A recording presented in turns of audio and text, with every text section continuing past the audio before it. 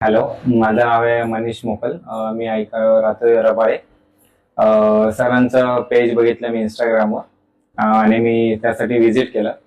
Problem माझा होता की एक माझं नेक पेन, लोअर बॅक आणि टेल बोनमध्ये पेन होता.